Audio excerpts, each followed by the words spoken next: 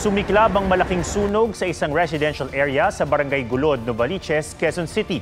Ayon sa Bureau of Fire Protection, namatay ang isang maglolo. Inaalam pa ang pinagmulan ng apoy at ang halaga ng pinsala. Patuloy namang inaapula ang sunog sa isang warehouse sa Gumaca, Quezon. Nagsimula ito alas 9 ngayong gabi. Hindi pa tiyak ang pinagmulan nito. Nagmamadaling rumesponde sa sunog ang fire truck na yan nang magulantang at mapakabig dahil sa nakaharang sa daan. Isang lalaki pala ang nakaupo sa gitna ng E. Rodriguez Avenue sa Quezon City. Ayon sa video uploader at driver ng Quezon City Filipino-Chinese Volunteer Fire Brigade, agad naman niyang naiwasan ang lalaki. Hindi pa malinaw kung maayos ang lagay ng lalaki at kung bakit siya nasa gitna ng daan. Masaya ang Pinay death row convict sa Indonesia na si Mary Jane Veloso na makauwi na siya dito matapos sa mahigit isang dekada sa piitan doon. Ang kanya namang mga kaanak, umaapilang huwag na siyang makulong sa kanyang pagbabalik bansa. Ang tugon ng gobyerno sa report ni Ivan Mayrina. Kuha ito kay Mary Jane Veloso sa Yogyakarta Women's Penitentiary sa Indonesia ngayong araw. Abala sa pag-iensayo si Mary Jane sa kanilang Christmas performance. Sa isang pahayag na binasa ng prison warden, sinabi ni Mary Jane na masayang-masaya siyang nabuksan ang pagkakataon na makauwi siya at makasamang pamilya sa Pilipinas. Nagpapasalamat din siya sa lahat ng tumutulong para makauwi siya. Ang anak ni Mary Jane na si Darren excited nang makapiling ulit ang ina. 2 taong gulang lang siya nang mag-abroad si Mary Jane. Lahat pupuntahan namin para masulit naman namin na yung nawala siya. Ang mga magulang ni Mary Jane inihanda ang kanyang kwarto. Pero sa ngayon, hindi sa bahay sa Nueva Ecija ang diretsyo ni Mary Jane sa kanyang pagbabalik bansa. Dahil ang sentensya niyang death penalty sa Indonesia, napababalang sa habang buhay na pagkakabilanggo. Ang hiling ko po sa ating mahal na Pangulo na sana po, pag uwi po ng aking anak, wag na po niyang ikulong. Sa tagal po na nagdusa siya sa Indonesia, sana po naman diretso na po na iuwi nila yung aking anak dito. Indonesia na mismo ang nagsabi na oras na makauwi ng Pilipinas si Mary Jane. Nasa kamay na ni Pangulong Bongbong Marcos kung bibigyan niya ito ng executive clemency. We will see. We will see. This is the first time this has happened. So that everything is on the table. Sabi ng Foreign Affairs at Justice Department, obligado ang Pilipinas sa sundin ang mga kondisyon na maaaring bigay ng Indonesia. Kailangan natin bigyan ng respeto yung judgment na ginawa ng Indonesian courts sa kanya. Hindi natin pwedeng talikuran yun. Pero giit ang abogado ni Mary Jane, wala lang kapangyarihan ng Indonesia. Oras na maibalik siya rito. Yung kaso ni Mary Jane in Indonesia, tapos na, legally.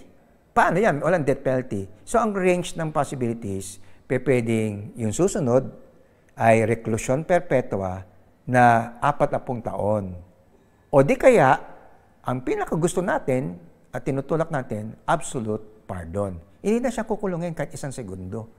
Ivan Mayrina nagbabalita para sa GMA Integrated News. Inirereklamo ang isang lalaking guro sa Bacolod City na nanghipo umano sa 3 niyang estudyante. Kwento ng grade 8 students, ilang beses silang hinipuan ng lalaking guro sa loob ng classroom. Nakarating na sa DepEd ang reklamo at iimbestigahan na raw ito. Hinihintay pa ang formal written complaint ng mga estudyante na isasailalim sa psychological evaluation.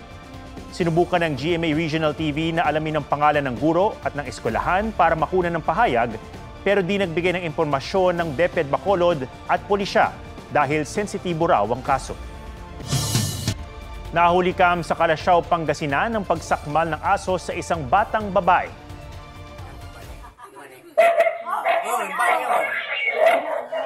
Sinagpang ng aso ang 2 taong gulang na bata habang naglalakad sa eskinita sa Barangay Lasip.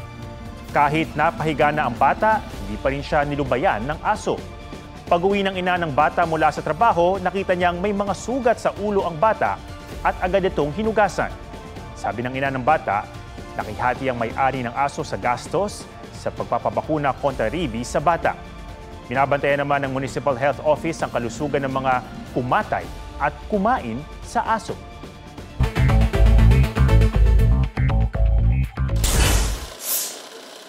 Halaga ng piso kontra dolyar sumadsad sa 59 pesos ngayong araw, pinakamahina sa loob ng mahigit 2 taon.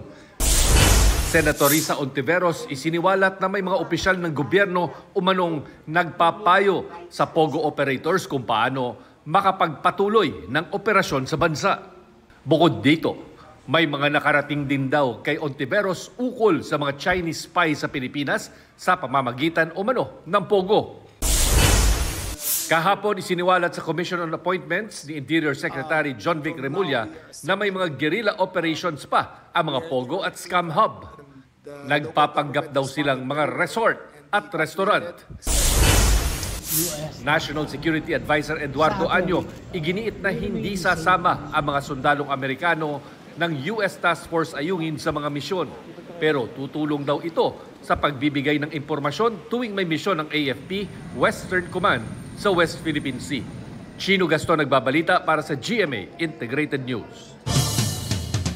Hamon ni House Speaker Martin Romualdez kay Vice President Sara Duterte, humarap na sa pagdinig ng Kamara at siya na mismo ang magpaliwanag tungkol sa confidential funds. Sinabi ni Romualdez nang matanong tungkol sa reaksyon niya sa pahayag ni Duterte na naawa na raw siya sa kanyang mga tauhan na nadadamay sa panggigipit ng mga kalaban niya sa politika. Nakadetene ngayon ang Chief of Staff ni Duterte na si Undersecretary Zulaika Lopez sa Kamara matapos i-cite in contempt dahil umano sa pakikialam sa trabaho ng Kamara at pag-iwas sa mga tanong. Sa isang pahayag, sinabi ng OVP na humiling si Lopez na huwag nang mag-issue ng statement kaugnay ng kanyang detention. Sa pagdinig kahapon, naungkat din ng pagbibitiw sa pwesto ni dating Education Undersecretary Gloria Mercado na nagsabi noong buwang siyang nakakatanggap ng envelope na may tig 50,000 pesos. Itinanggi ni Lopez na hiniling niyang mag-resign si Mercado. Inabisuan daw siya ni Duterte na sabihan si Mercado na nawala na ang tiwala at kumpiyansa ng bise sa kanya. Ngayong amihan season, pinag-iingat ng Department of Health ang publiko sa posibleng pagdami ng kaso ng influenza-like illness o malatrang kasong sakit. Ang tips para maiwasan yan sa FitTrack Report, Ivona. 2 araw nang nilalagnat at inuubo ang 4 na taong gulang na apo ni Aling Nora. Kaya nagpatingin na sila sa health center sa Dagupan City. Inoobserbahan ko pa, nilagnat po siya kagabi. Ngayong amihan season na magiging kabi-kabila ang mga Christmas party at reunion, dapat nga raw doble ingat dahil sa samot-saring sakit na pwedeng makuha. Pag nag-iba yung moisture content, kung gaano karaming tubig meron ng ating hangin, naiirita yung ating lalamunan at ilong. Number 2, parang allergy. Number 3, yung influenza-like illness. Mas maraming virus ang pwedeng kumalat ngayon. Hindi naman dahil sa nag-iba yung temperatura ng hangin, pero dahil sa mas madalas tayo magtipon-tipon. Ang influenza-like illnesses ay malatrang kasong sakit. Ilan sa mga sintomas nito ay lagnat, ubo, pananakit ng lalamunan, sipon, pananakit ng katawan at ulo. Para hindi dapuan ang sakit, kailangan palakasin ang resistensya. Dapat masustansya ang kinakain at iwasan yung mga sobrang alat, tamis o mataba. Mainam din kung kakain ng mga gulay o prutas na mataas sa vitamin C. Lalo na yung mga kahel, orange, o kaya yung calamansi juice. Napakabisa niyan kasi mataas sa vitamin C. Makatutulong din ang pag-ehersisyo at pagbabakuna kontra influenza. At kung masama na ang pakiramdam, huwag nang lumabas para hindi na makahawa. Von Aquino nagbabalita para sa GMA Integrated News. Wagi ang ilang programa ng GMA Integrated News at iba pang kapuso shows sa 46th Mass or Catholic Mass Media Awards. Best news coverage ang A Constitution Named Freedom, the Interim Charter under Cory Aquino, nina Llanesca Panti at Hannah Bordy ng GMA News Online. Nakuha rin ng GMA News Online ang Best Investigative Report para sa Wombs for Rent ni Marco Romas. Sa larangan ng telebisyon, ginawaran ng special citation sa Best News Program category ang GMA Regional TV 1 Mindanao. Special citation para sa Best Drama Series Program category ang Kapuso Drama Anthology na Magpakailanman. Best Public Service Program ang Kapuso Mo, Jessica Soho. Best Entertainment Program ang The Voice Generations. Best Drama Series ang Lilet Matias, Attorney at Law. Best Adult Educational Cultural Program ang Agripreneur. Sa radio category, Best Business News ang DZBB, Super Radio trabaho at negosyo.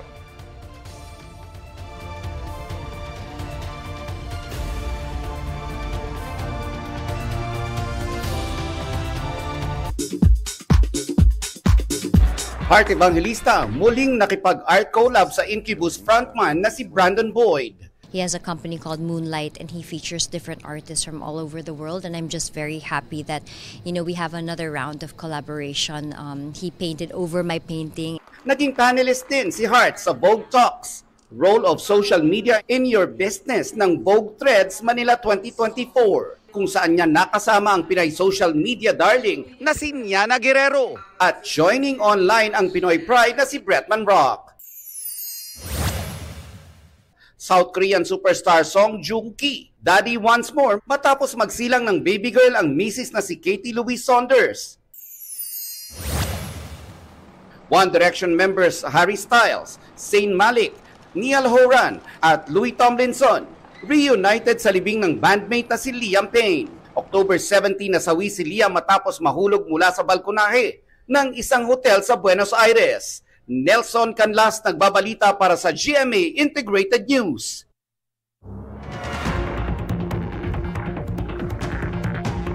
Nagbabagang lava ang ibinubuga ng bulkang yan sa Iceland na muling sumabog nitong Miyerkules. Ayon sa Meteorological Office doon, ito na ang ikasampung pagsabog ng bulkan sa loob lang ng 3 taon. Wala namang direktang epekto sa Kapitolyo ng Iceland ang pinakabagong pagsabog maging sa air traffic. 34 days na lang, Pasko na. Sa mga naghahanap ng mapapasyalan, may bagong bukas sa Christmas Village sa Quezon City. Winter Wonderland ang PEG, gaya ng isa pang pasyalan sa Bataan. May report si Obi Carampel. Christmas tree? Check! Pailaw?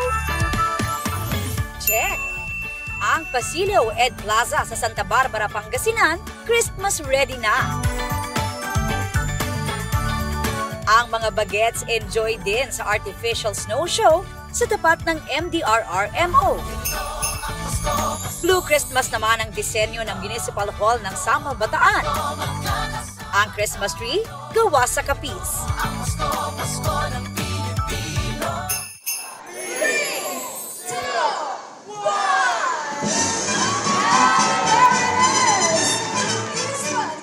Very festive ang pagbubukas ng Eastwood Christmas Village sa Quezon City.